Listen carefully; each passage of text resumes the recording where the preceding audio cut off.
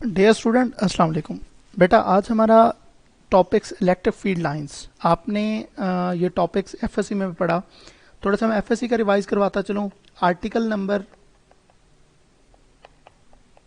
12.3 है।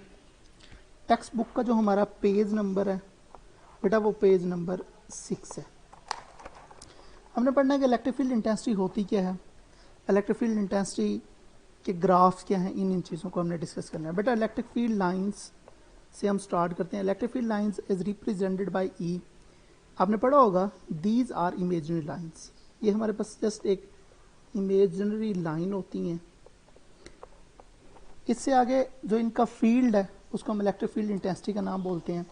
आपने फार्मूला पढ़ा होगा E is equal to F by Q, और टेक्स्ट बुक में इसी की डेफिनेशन फार्मूले से लिखी हुई है, फोर्स पर unit charge known as electric field intensity.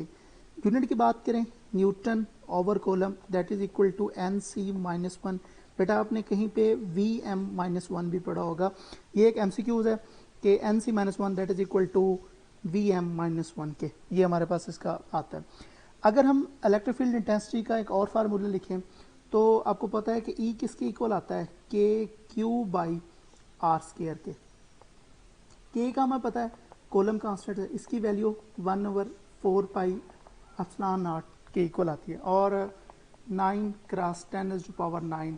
Unit की बात कर लें तो यूनिट एन एम स्केयर सी माइनस टू इसका यूनिट आता है, एन एम स्केयर सी माइनस टू। ये हमने कोलम ला के आर्टिकल में पढ़ा होगा, आर्टिकल नंबर 1 में।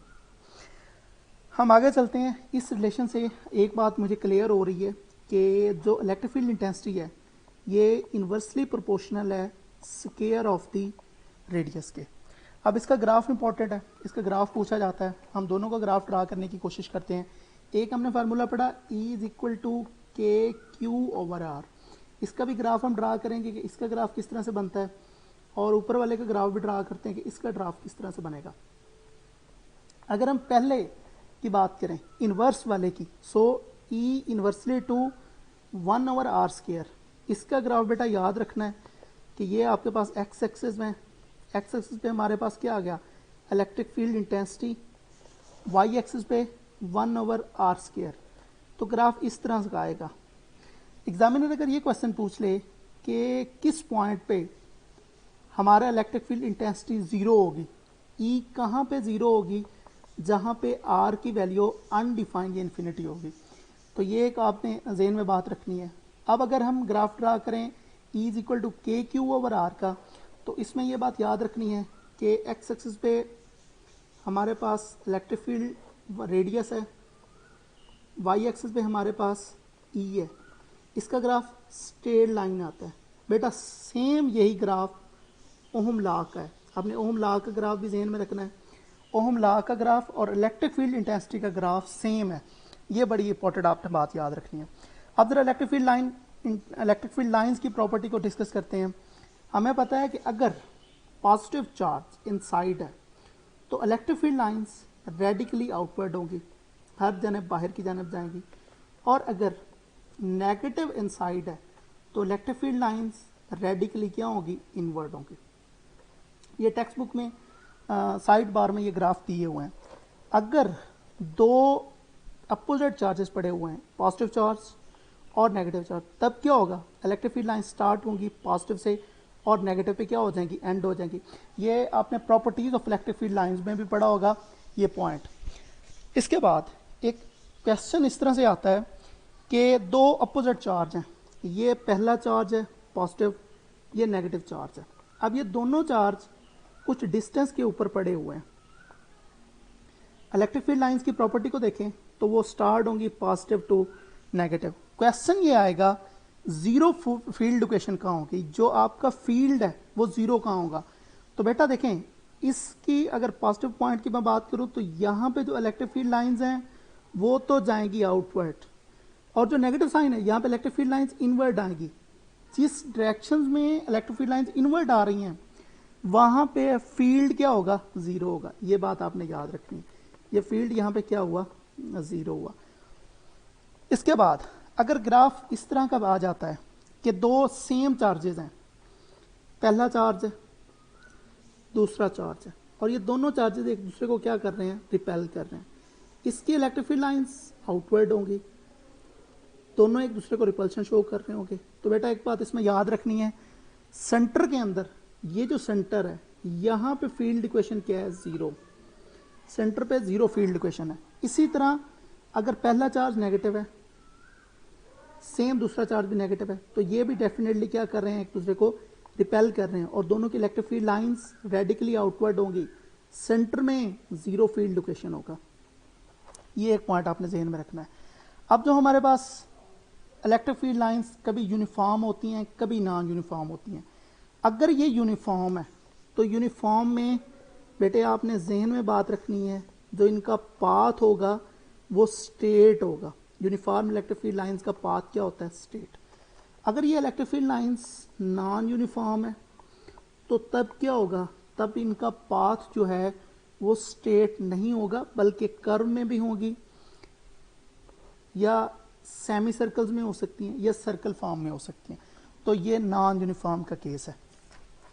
इसके बाद हमने कैपेसिटर के केस में पढ़ा था कि हमारे पास कैपेसिटर्स में दो प्लेट्स होती हैं, एक पॉजिटिव प्लेट्स और दूसरी नेगेटिव प्लेट्स।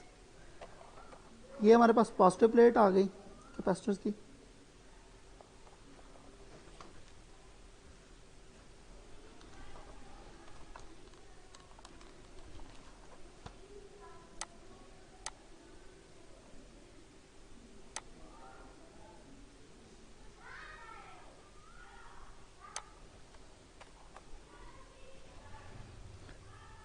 इसके बाद बेटा अब हम बात करते हैं in the case of capacitor. अगर आपके पास एक कैपेसिटर है, हमें पता है कि कैपेसिटर्स के में दो प्लेट्स होती हैं। एक प्लेट को हम पॉजिटिव प्लेट का नाम देते हैं, दूसरी प्लेट को नेगेटिव प्लेट का नाम देते हैं। ये पॉजिटिव प्लेट्स हैं और ये हमारे पास नेगेटिव प्लेट्स हैं।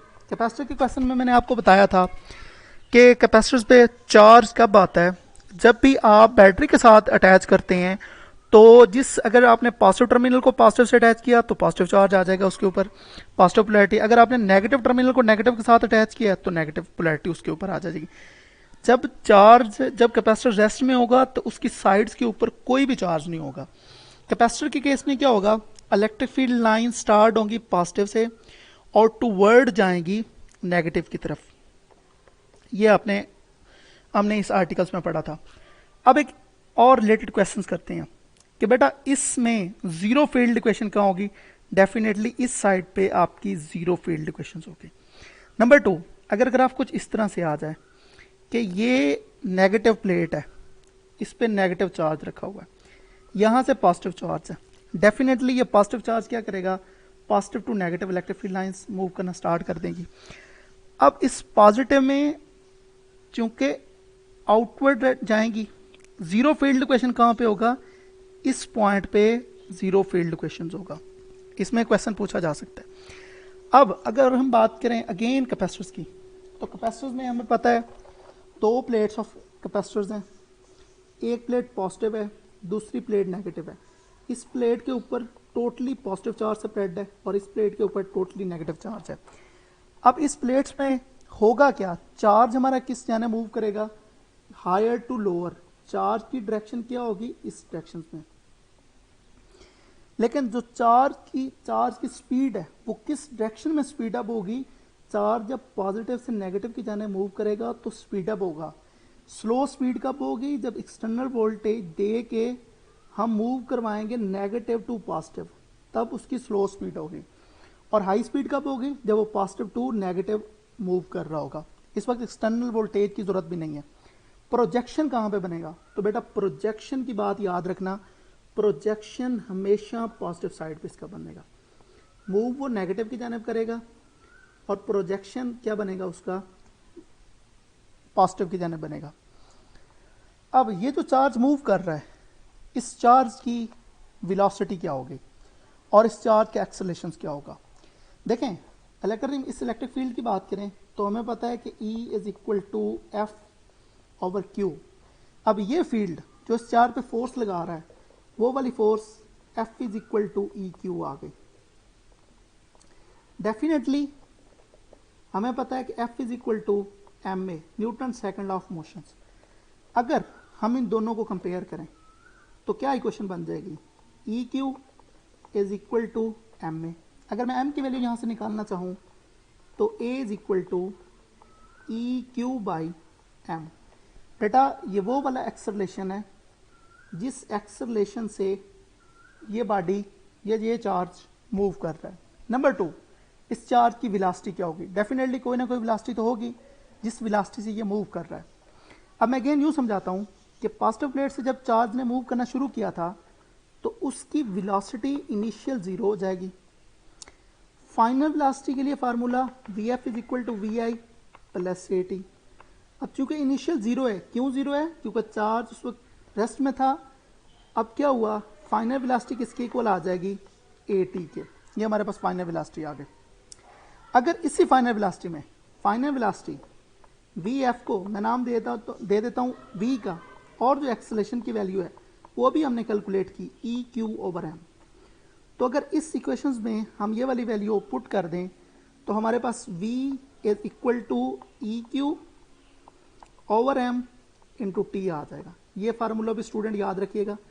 अगर आपको electric field intensity, charge, mass और टाइम की वैल्यू दे दी जाए तो आप इसको सॉल्व कर सकते हैं। एक क्वेश्चन यहाँ पे कर लेते हैं। अगर चार्ज इलेक्ट्रॉन है यानी E Q over M, electron की बात करें तो टी आ जाएगा। एक क्वेश्चन आपसे पूछा जा सकता है कि आपने इलेक्ट्रॉन की स्पीड निकालनी है अगर टाइम की वैल्यू 1 सेकंड हो। ये आप कैलकुलेट कीजिएगा खुद। इसमें ई चार्ज एन इलेक्ट्रॉन है उसकी वैल्यू पुट कर लें, एम मास ऑफ इलेक्ट्रॉन है उसकी वैल्यू पुट कर लें,